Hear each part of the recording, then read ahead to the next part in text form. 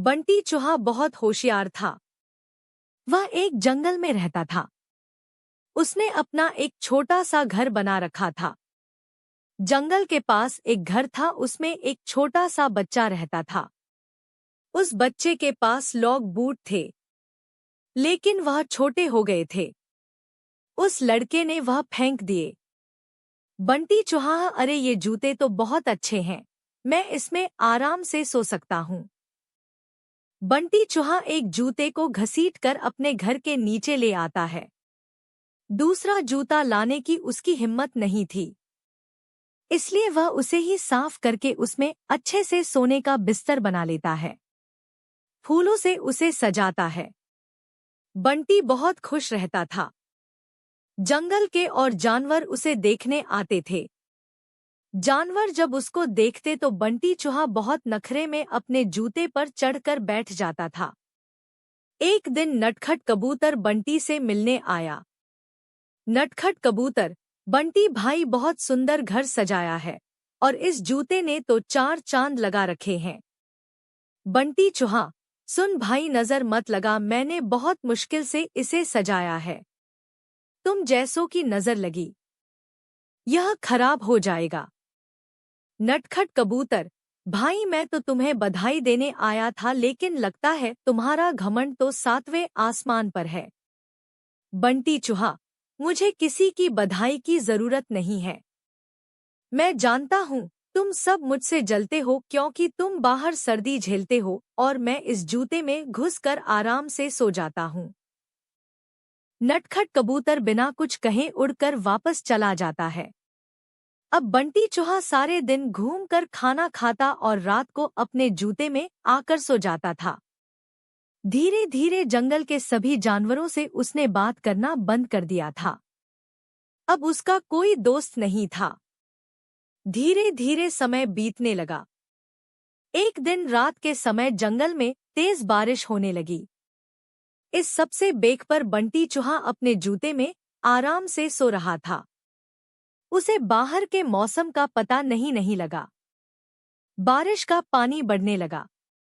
जूते के तले में एक सुराख था, जिससे पानी जूते में भरने लगा। कुछ ही देर में बहुत सारा पानी जूते में भर गया।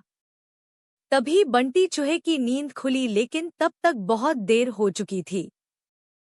पानी बढ़ता ही जा रहा था। उसे लगा कि वह अब मर जाएगा। बंटी चूहा जोर जोर से चिल्लाने लगा, लेकिन बारिश की आवाज में किसी ने उसकी आवाज नहीं सुनी। बंटी चूहे को अपनी मौत साफ नजर आ रही थी। वह जोर जोर से उछलने लगा। उछलते उछलते वह जूते से बाहर निकलना चाह रहा था, लेकिन जूता इतना लंबा था कि वह बाहर निकल ही नहीं पा रहा था। इधर दूर एक घोंसले में नटखट कबूतर अपने बच्चों के साथ बैठा था। नटखट कबूतर, बच्चों, लगता है किसी के चिल्लाने की आवाज आ रही है। कोई मुसीबत में है। उसने बाहर निकल के देखा कि आवाज उस जूते में से आ रही थी। वह तुरंत समझ गया कि बंटी चूहा जूते में फंस गया है।